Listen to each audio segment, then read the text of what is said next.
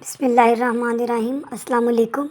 Today we are going to start our lesson number 6, which is psychology of language. First point is this: what is psycholinguistics? इंसानी ज़हन और ज़ुबान के relation को ये दरियाफ्त करती है। उन्होंने कहा कि साइकोलिंग्विस्टिक क्या है। ये सबसे पहले एक्सप्लोर करती है, जांच पड़ताल करती है इंसानी ज़हन में और ज़ुबान में आपस में क्या रिलेशन है।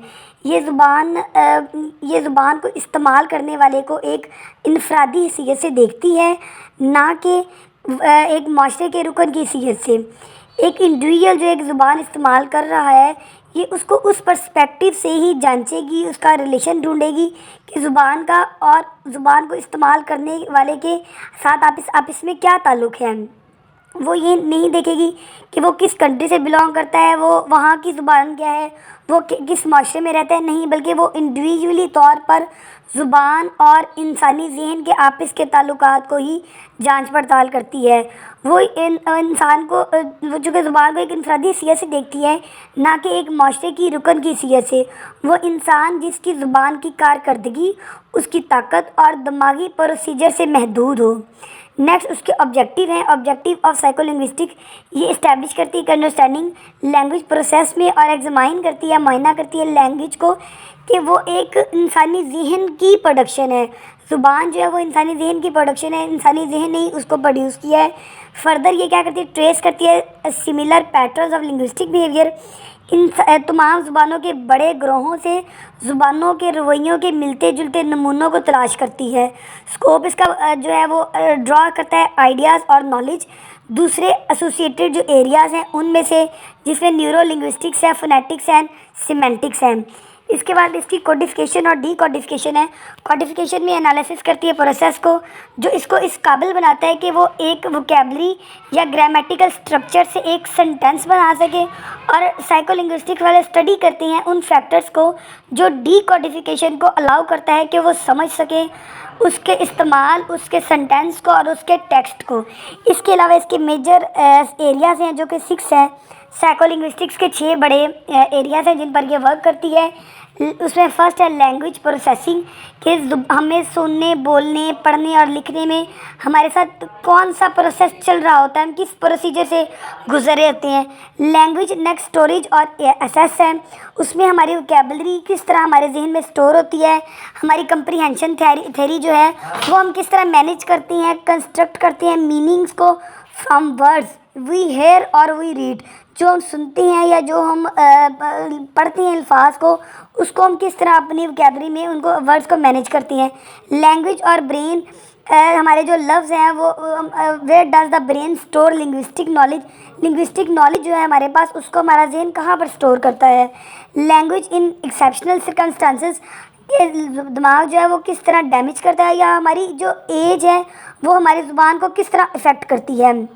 फर्स्ट लैंग्वेज एक्विजिशन में कि जो छोटे बच्चे हैं वो किस तरह ज़ुबान को सीखते हैं, वो किस तरह उसे असरअंदाज होते हैं। ये नॉलेज जो है साइकोलिंग्विस्टिक्स का वो बहुत ज़्यादा बेनिफिशियल है सेकंड लैंग्वेज टीचर्स के लिए, क्योंकि ये इससे वो इसको सीख सकते हैं, इसको मज़ीद अंडरस्टैंड कर सकते हैं, एक्सप्लेन कर सकते हैं सेकंड लैंग्वेज को। इसके लिए वो बहुत हेल्पफुल है। नेक्स्ट है लैंग्वेज स्पीच प्रोडक्शन। लैंग्वेज इसमें डिस्क्राइब करती है वो तमाम स्टेजेस को जिसमें लैंग्वेज का कॉन्सेप्ट है और उसको हम अगली ट्रांसलेट करते हैं लिंग्विस्टिक फॉर्म में। ये उस तमाम प्रोसेस को बयान करते हैं जिसमें हम ज़ुबान को बनाते हैं और उसको क्रिएट करते हैं, उसका इजहार करते हैं। यानी ये स्पोकन और रिटन दोनों ज़ुबानों को, ये दोनों चीज़ों को इन्वॉल्व करती है लैंग्वेज स्पीच प्रोडक्शन। इसके बाद वो हमारे साइकोलिंग्विस्टिक मॉडल है स्पीच प्रोडक्शन का। ये हमें व्यू करती है फॉर स्टेजेस के बारे में हमें बताती है कि ज़ुबान का जो तरक्की है या ज़ुबान की जो प्रोग्रेशन है वो एक सीक्वेंस से है, वो 4 मुख्तलिफ स्टेजेस को क्रॉस करके वो पूरा सीक्वेंस कंप्लीट करती है। उसमें सबसे पहला है कंसेप्चुअलाइजेशन। कंसेप्चुअलाइजेशन है कि ज़ुबान किस तरह आगाज़ हुआ, ज़ुबान को हम किस तरह अटरनेस के लिए कहाँ से आई, कैसे बोलते हैं, स्पीच स्पार्क्स क्या हैं। तो ये सब बहुत डिफ़िकल्ट क्वेश्चन है, इसका ज़्यादातर इनका जवाब मुहैया नहीं होता। इसके लिए वो कहते हैं कि कुछ साइकोलिंग्विस्टिक्स कहते हैं कि वो इस बात पर एग्री है कि ये एक फॉर्म है मेंटली एग्जिस्ट की, यानी ये मेंटली हमारे अंदर हमारे ज़हन में एग्जिस्ट होते हैं, हमें ये कहीं से लाने या सीखने या हासिल नहीं करने पड़ते। नेक्स्ट फॉर्मुलेशन है। फॉर्मुलेशन जो है वो इजी है then as compare to conceptualization, क्योंकि इसमें आप एक प्रोसेस से गुजरते हैं, इवेंचुअल आउटपुट के प्रोसेस से गुजरते हैं, जिसमें स्पीच एरर्स, हमारे रोज़मर्रा बोलने में गलतियाँ या लफ्ज़ों को चॉइस करना, सेंटेंस स्ट्रक्चर, ये सारी चीज़ें इस स्टेज में, इस लेवल पर उसमें शामिल होती हैं। इसके अलावा इसमें हम जो करते हैं, इन्वॉल्व करते हैं thousand of split second decisions जो है वो भी इसी प्रोसेस में शामिल है। नेक्स्ट आर्टिकुलेशन है। जब हम एक लफ्ज़ को पहचान ऑर्गेनाइज कर लेते हैं अपने जहन में और उसको हम एक लिंग्विस्टिक प्लान के ज़रिए इजहार करना चाहते हैं, तो ये इंफॉर्मेशन जो हम अपने जहन में पूरी जमा करते हैं वो हमारे ब्रेन को भेजी जाती है, मसल्स को, और देन वो एक स्पीच सिस्टम बनता है और उसके बाद वो मूवमेंट स्टार्ट होती है और हम अपने डिज़ायर्ड साउंड को, अपने जो हमने अल्फाज मुरतब किए हैं या हमने मुनज़्ज़म किए हैं, प्लान, लिंग्विस्टिक प्लान बनाया है, उसका इजहार करते हैं। ये इम्पल्सेस ब्रेन से आती हैं और ये ऑडियो एबल आर्टिकुलेशन में, यानी बोलने वाले एक मखसूस अज़ा के ज़रिए, एक मखसूस अज़ू के ज़रिए हम इसको इजहार करते हैं। इनमें वो तमाम हमारे ऑर्गन्स शामिल होते हैं जो लफ्ज़ों को प्रोड्यूस करते हैं, जिसमें लंग्स हैं, हमारे लिप्स हैं और लैरिंक्स है। सेल्फ मॉनिटरिंग जो है वो एक प्रोसेस है सेल्फ रिपेयर का, सेल्फ करेक्शन का। ये लास्ट स्टेज है स्पीच प्रोडक्शन भी। इसमें हम अपना खुद को इंटरप्ट करते हैं, खुद को चेक करते हैं कि हमने इनमें क्या क्या गलतियाँ की। सेल्फ रिपेयरिंग भी इसी से रिलेटेड है। इसमें हम इंटरप्शन करते हैं, एडिटिंग एक्सप्रेशन है और रिपेयर है। रिपेयर किसकी? हमारी अपनी। ये प्रोडक्शन एक वे से ट्रांसमिशन मैसेजेस करते हैं, यानी हम अपना जो हमने अपने आप को जो ज़हन में बुरा एक प्लान बनाया है उसको इजहार करते हैं और फिर उसको चेकआउट करते हैं कि उसमें कोई मिस्टेक्स तो नहीं है, कोई स्पीच एरर्स तो नहीं है जो हमारे बोलने में, अदा करने में मुश्किलात हुई हैं।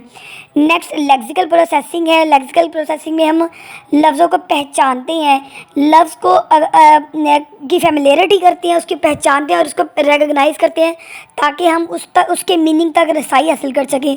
ये नोइंग द वर्ड भी उसी में है कि हम लफ्ज़ों को कैसे पहचानते हैं, क्योंकि लफ्ज़ जो है वो एक मूवेबल यूनिट है ऑफ मीनिंग है। इसको हम स्मॉलर यूनिट्स में तोड़ नहीं सकते। ये हम उसको ऐसे ही समझेंगे या उसको ऐसे ही पहचानेंगे, रिकग्नाइज़ करेंगे जैसे वो हमारे पास एग्जिस्ट है। इसमें लेक्सिकल एंट्रीज़ हैं, इंफॉर्मेशन जो हमें देता है वो हमने किस तरह अपने जहन में स्टोर करनी है। लेक्सिकल स्टोरेज जो है वो हमें उन से जो स्टोर्ड हैं हमारे पास आइटम्स हैं उसके साथ रिलेशन को बयान करता है। और लेक्सिकल एसेसिस में हम उस प्रोसेस को एनेबल्स करते हैं ताकि हम उसको दोबारा रीट्राइव कर सकें, यानी जो लफ्ज़ हमने अपने जहन में स्टोर किए हैं उनको दोबारा हासिल कर सकें। कंटेंट ऑफ लेक्सिकल एंट्री में लैंग्वेज यूज़र जो है वो उसकी अपनी पर्सनल वोकैबुलरी होती है जो उसने स्टोर की होती है, उसको वो कैसे लिंक करता है, नए वर्ड के साथ कैसे जोड़ता है। कंटेंट वर्ड में वो लफ्ज़ हैं जो नाउन वर्ब, एडजेक्टिव, एडवर्ब हैं जो डिक्शनरी में जिनके मीनिंग हमें मिलते हैं। फंक्शन वर्ड जैसे आर्टिकल, प्रपोजिशन और ऑक्सिलरी हैं, उनके में क्लियर मीनिंग नहीं डिक्शनरी में मिलते बल्कि वो कंट्रीब्यूट है सिंटैक्टिक स्ट्रक्चर में। फंक्शन वर्ड्स फॉर्म ए क्लोज सेट और उनके अपने आपस में मिले जुले होते हैं। नेक्स्ट है फोनोलॉजिकल और ऑर्थोग्राफिक इन्फॉर्मेशन। जब भी हम कोई चीज़ पढ़ते हैं, लिखते हैं, सुनते हैं तो वो डीलिंग कर रही थी स्पीच के साथ।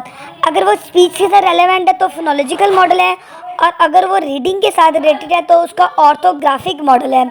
मॉर्फोलॉजिकल इन्फॉर्मेशन में हमें स्टोर करना होता है चीज़ों को, डेरिवेशन उसको, उसके झुकावों को, उसके ड्राइवेशंस को। सिंटैक्टिक इन्फॉर्मेशन में ग्रामर और वोकैबुलरी क्लोजली लिंक होते हैं। मीनिंग भी इसी तरह की एक चीज़ है, मीनिंग की रेंज बहुत ज़्यादा है, ये अटैच होती है वर्ड्स के साथ और ये इनकी सेवरल लिंक्ड सेंसेस भी होती हैं। स्टोरेज और एक्सेसेस हैं। Words are not stored in the mind independently. Every contact, यानी जो लफ्ज़ हैं वो हमारे जहन में इंडिपेंडेंटली नहीं होते बल्कि वो किसी और के साथ जुड़े होते हैं। जैसे अगर फ्रूट है तो वो जब फ्रूट का नाम लेंगे तो हमारे जहन में मैंगो, एप्पल, प्लम, चेरी वगैरह आएंगे। इस तरह कुछ लफ्ज़ों का क्लोज वीक लिंक भी होता है, जैसे मतलब फ़िश और चिप्स का कोई मेल नहीं है, ये क्लोज लिंक वीक वर्ड्स हैं। फ्रीक्वेंसी होती है, लफ्ज़ों को एक फ्रीक्वेंसी में, एक तसलसल में, रवानी में जोड़ा जाता है। कोलोकेशन होता है कि कुछ लफ्ज़ आपस में ऑलरेडी मिक्सअप होते हैं, जैसे ब्रेड और बटर है, इनका एक जोड़ है लेकिन ब्रेड और मिल्क आपस में रिलेटेड नहीं है। स्प्रेडिंग एक्टिवेशन में डॉक्टर जो का वर्ड है वही ऊपर वाली बात वो रिलेटेड है पेशेंट से, हॉस्पिटल से, मेडिसिन से। इस तरह के मेथड्स को एक्सप्लोर करती हैं अल्फाज को पहचानने में। हर तरह की जो मीनिंग है उसको हम अच्छी तरह पहचानते हैं तो ही वो एक लिंक क्रिएट। नेक्स्ट है text discourse comprehension, DC. DC involve है बिल्डिंग मीनिंग में एक्सटेंडेड सेगमेंट से। टेक्स्ट जो है वो प्रिंटेड में रिटन फॉर्म में होता है, मटेरियल होता है। और डिस्कोर्स है वो स्पोकन है, वो यानी बातचीत करना, गुफ्तगू, टेक्स्ट के बारे में बहस मुबासा करना, वो डिस्कोर्स में आता है। ये ज़रा इम्पोर्टेंट है एज़ कम्पेयर टू टेक्स्ट और as compare to language learning. इसमें फैक्टर जो रिलेटेड है डीसी में वो है लोकल डिस्कोर्स स्ट्रक्चर, वो रिलेशनशिप है इंडिविजुअल सेंटेंस में, डिस्कोर्स में, और ग्लोबल डिस्कोर्स स्ट्रक्चर। ये दोनों लेवल कंट्रीब्यूट करते हैं coherence of the text. Text में क्या आप इसे में रवाबत है। डिस्कोर्स कॉन्टेक्ट में सक्सेसफुल डीसी जो है रिक्वायर करता है, यानी डिस्कोर्स कंप्रीहेंशन रिक्वायर करता है कि इन्फरेंस में लाई कनेक्ट करे आइडियाज़ को विद इन लोकल के अंदर, ज़ुबानों के अंदर, और इंटरनेशनल लेवल पर, दोनों में एक लिंक फाइंड आउट करे। लिंग्विस्टिक क्यू ये डायरेक्टली इन्फ्लुएंस करती हैं उस वे को जिसमें से रीडर गुजरता है या वो उस बातचीत को समझता है। वो गाइड करते हैं, कंस्ट्रक्शन करती हैं मेमोरी की बातचीत के लिए, यानी वो अपने पिछले नॉलेज को सामने रखते हुए और आने वाले को दोनों को मिलाकर एक जो है ना वो लिंक क्रिएट करने की कोशिश करता है। सिंटैक्टिक क्लूज में उसकी पोजीशन है, एक सेंटेंस की पैराग्राफ में क्या पोजीशन है, उसके सब्जेक्ट और ऑब्जेक्ट को रिवील कर रहा है। उसके जॉनरा बेस्ड नॉलेज है, बैकग्राउंड नॉलेज है, या वो रीडर की अपनी कैरेक्टर्स इंडिविजुअल है, उसकी अपनी इनफरादी खसूसियात हैं।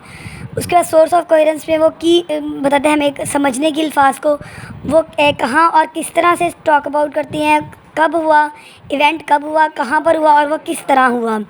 लैंग्वेज डेवलपमेंट में वो लैंग्वेज किस तरह से एक बच्चे से उसकी बालग होने तक वो किस तरह से ही बच्चे साइलेंट पैदा नहीं होते, वो अपनी आवाज़ें खुद सुनते हैं, क्रिएट करते हैं और बोलते हैं।